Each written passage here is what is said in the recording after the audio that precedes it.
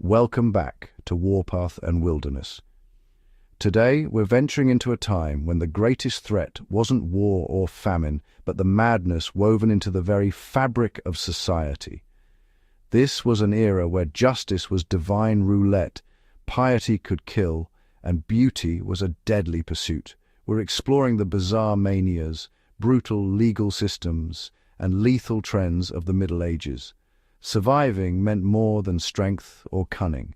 It demanded resilience against the madness of the crowd and the folly of the powerful. Forget chivalry and noble quests. This is the dark underbelly of the medieval world. We'll see how entire communities were swept up in self-destructive frenzies, and how the systems meant to protect often became executioners. Light your torches. We're stepping into an age where survival meant outlasting not just war and wilderness, but humanity's own madness. Imagine being accused of a crime in the early Middle Ages. The world around you is ruled by superstition and fear, and the law is less about truth than about appeasing the unknown.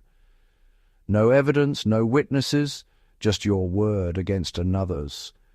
In a society where literacy is rare and records are almost non-existent, your fate hangs on little more than rumor and reputation.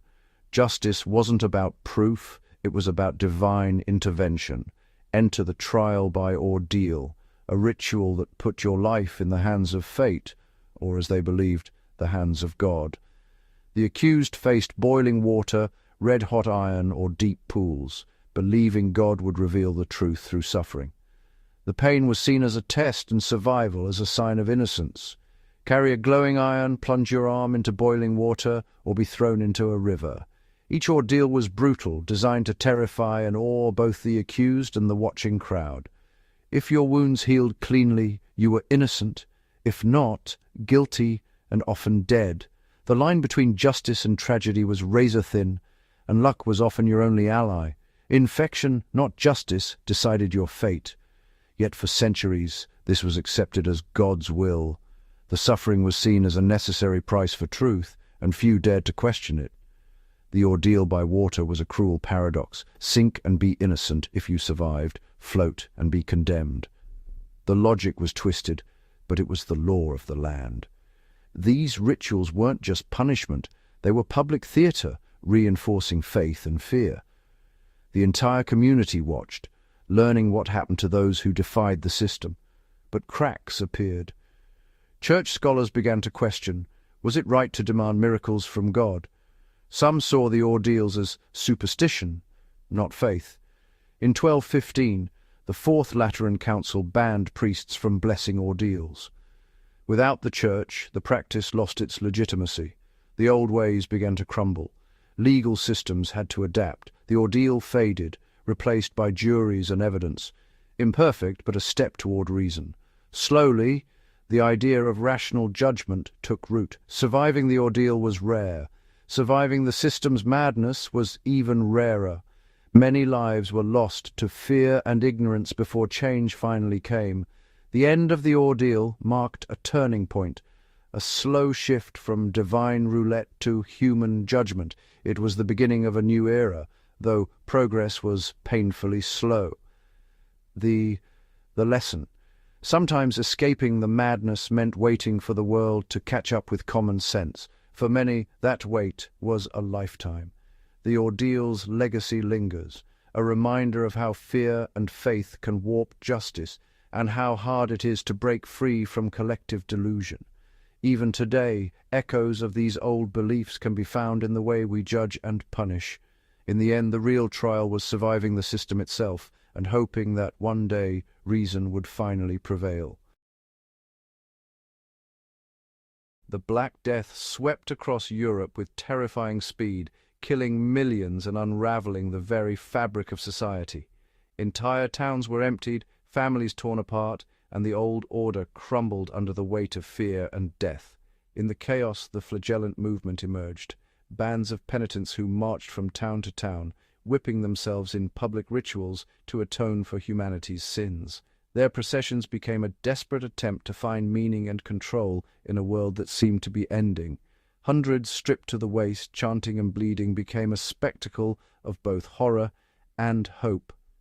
Their self-inflicted suffering was meant to appease divine wrath, but it also drew the morbid fascination of the masses. Their processions drew crowds desperate for answers, and many joined in, believing that shared suffering could somehow end the plague. The movement spread rapidly, fueled by fear and a longing for salvation.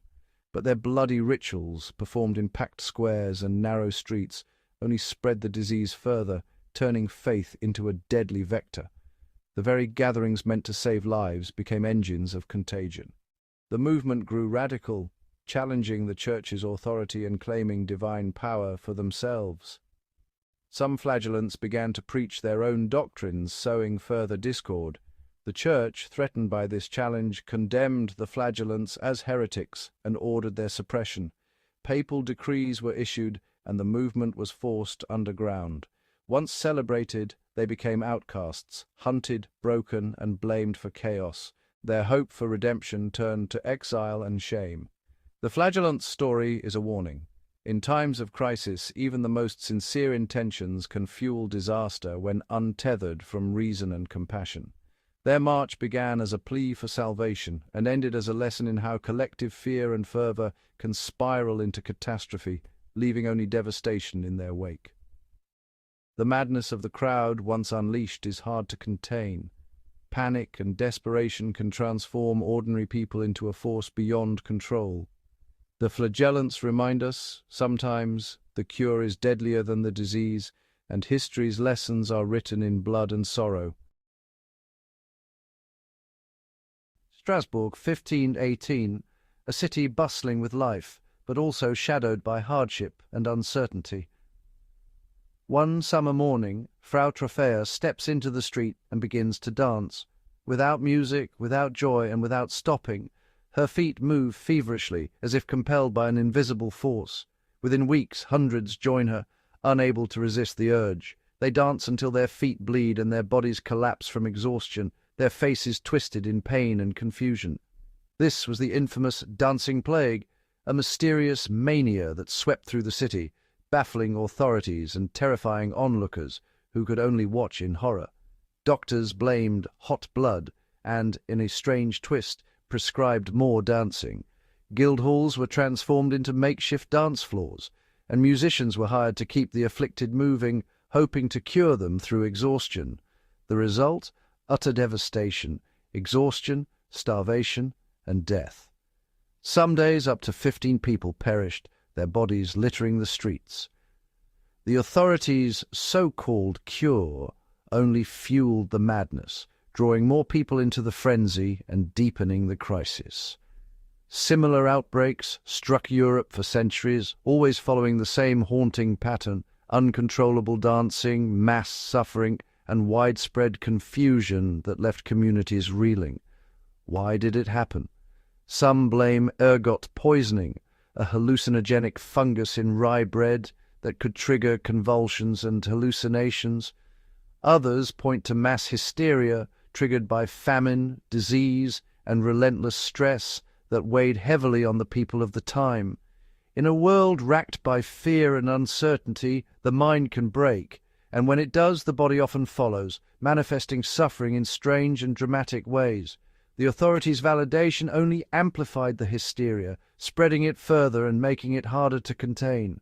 Only when public dancing was banned and the afflicted were taken to a shrine for spiritual healing did the mania finally subside. The dancing plague is a chilling lesson. Collective stress can erupt in bizarre, deadly ways, and well-meaning responses can sometimes make things far worse.